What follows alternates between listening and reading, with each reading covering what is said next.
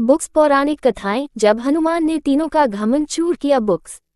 संसार में किसी का कुछ नहीं, ख्वाह मख्वाह अपना समझना मूर्खता है, क्योंकि अपना होता हुआ भी कुछ भी अपना नहीं होता, इसलिए हैरानी होती है। घमंड क्यों, किस लिए, किसका? कुछ रुपये दान करने वाला यदि यह कहे कि उसने ऐसा किया है तो उससे बड़ा मूर्ख और कोई नहीं। और ऐसे भी हैं जो हर महीने लाखों का दान करने हैं लेकिन उसका जिक्र तक नहीं करते, न करने देते हैं। वास्तव में जरूरतमंद और पीड़ित की सहायता ही दान है, पुण्य है। ऐसे व्यक्ति पर सरस्वती की सदा कृपा होती है। पर क्या किया जाए, देवताओं तक को अभिमान हो जाता है और उनके अभिमान को दूर करने के लिए परमात्मा को ही कोई उपाय करना पड़ता है। गरुड़, सुदर्शन चक्र तथा सत्यभामा को भी अभिमान हो गया था और भगवान श्री कृष्ण ने उनके अभिमान को दूर करने के लिए श्री हनुमान जी की सहायता ली थी।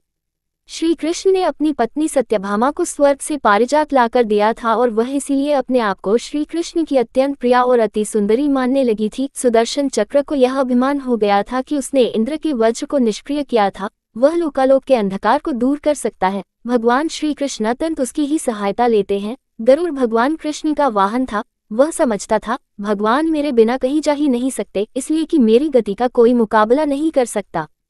भगवान अपने भक्तों का सदा कल्याण करते हैं, इसलिए उन्होंने हनुमान जी का स्मरण किया। तत्काल हनुमान जी द्वारिका आ गए। जान गए कि श्री कृष्ण ने क्यों बुलाया है। श्री कृष्ण और श्री राम दोनों एक ही हैं, वह ये भी जानते थे, इसीलिए सीधे राजदरबार नहीं गए। कुछ कौतुक करने के लिए उद्यान में चले गए। वृक्षों पर लगे फल तोड़ने लगे, कुछ खाए, कुछ फेंक दिए। वृक्षों को उखाड़ फेंका, कुछ तो तोड़ डाला।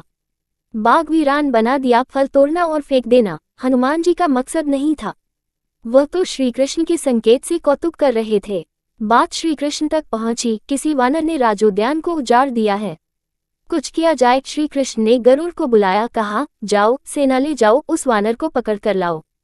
गरुड़ ने कहा प्रभु, एक मामूली वानर को पकड़ने के लिए सेना की क्या जरूरत है, मैं अकेला ही उसे मजा चखा दूंगा। कृष्ण मन ही मन मुस्कुरा दिए, जैसा तुम चाहो, लेकिन उसे रोको जाकर। वैंतेय गए, हनुमान जी को ललकारा, बाग क्यों उजाड़ रहे हो, फल क्यों तोड़ रहे हो, चलो तुम्हें श्री कृष्ण बुला रहे हैं।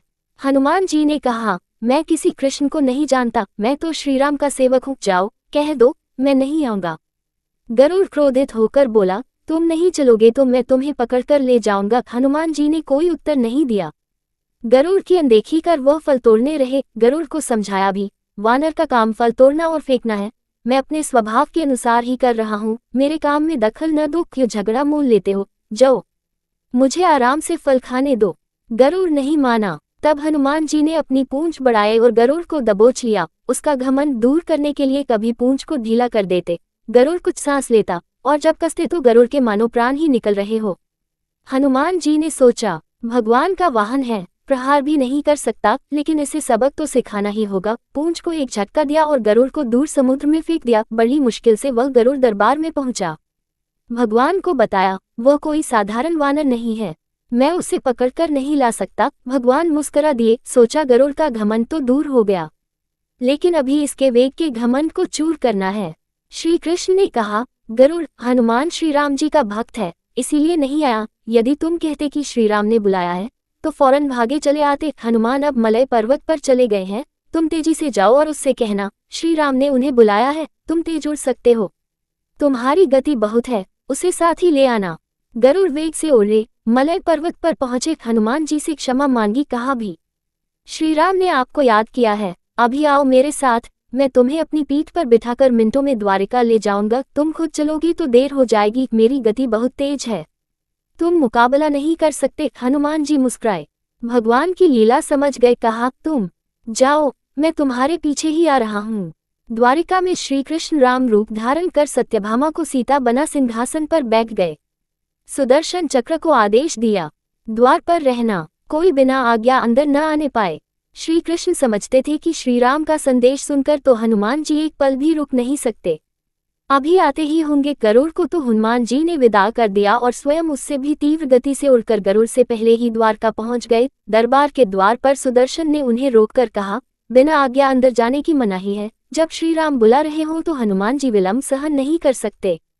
सुदर्शन को पकड़ा और मुंह में दबा लिया। अंदर गए, सिंहासन पर श्रीराम और सीता जी बैठे थे। हनुमान जी समझ गए, श्रीराम को प्रणाम किया और कहा प्रभु, आने में देर तो नहीं हुई। साथ ही कहा प्रभु माँ कहाँ है। आपके पास आज ये कौन दासी बैठी है? सत्यभामा ने सुना तो लज्जित हुई, क्योंकि वह समझती थी कि कृष्ण द्वारा पारिजात लाकर दिए जाने से वह सबसे सुंदर स्त्री बन गई है। सत्यभामा का घमंड चूर हो गया। उसी समय गरुड़ तेज गति से उड़ने के कारण हौंफते हुए दरबार में पहुंचा। सांस फूल रही थी, थके हुए से लग रहे थे, और हनुमान जी को दरबार में देखकर तो वह चकित हो गए। मेरी गति से भी तेज गति से हनुमान जी दरबार में पहुंच गए। लज्जा से पानी पानी हो गए। गरुड़ के बल का और तेज गति से उड़ने का घमंड चूर हो गया। श्रीराम ने पूछा, हनुमान, तुम अंदर कैसे आ गए? किसी ने रोका नहीं। रोका था भगवान सुदर्शन ने। मैंने सोचा आपके दर्शनों में विलंब होगा, इसलिए उनसे उलझा नहीं, उसे मैंने अपने मुंह में दबा लिया था। और यह कहकर हनुमान जी ने मुंह से सुदर्शन चक्र को निकालकर प्रभु के चरणों में डाल दिया। तीनों के घमंड चूर हो गए। श्री कृष्ण यही चाहते थे। श्री कृष्ण ने हनुमान जी को गले लगाया, हृदय से हृदय की बात हुई और उन्हें विदा कर दिया। परमात्मा अपने भक्तों में, अपने निकटस्थों में अभिमान रहने नहीं देते। श्री कृष्ण सत्यभामा, गरुड़ और सुदर्शन चक्र का घमंड दूर न करते तो परमात्मा के निकट रह नहीं सकते थे। और परमात्मा के निकट रह ही वह सकता है जो मैं और मेरी से रहित है। श्री राम से जुड़े व्यक्ति में कभी अभिमान हो ही नहीं सकता। न श्री राम में अभिमान था, न उनके भक्त हनुमान में। न श्री राम ने कहा कि मैंने किया है और न हनुमान जी ने ही कहा कि मैंने किया है। इसलिए दोनों एक हो गए, न अलग थे न अलग रहे।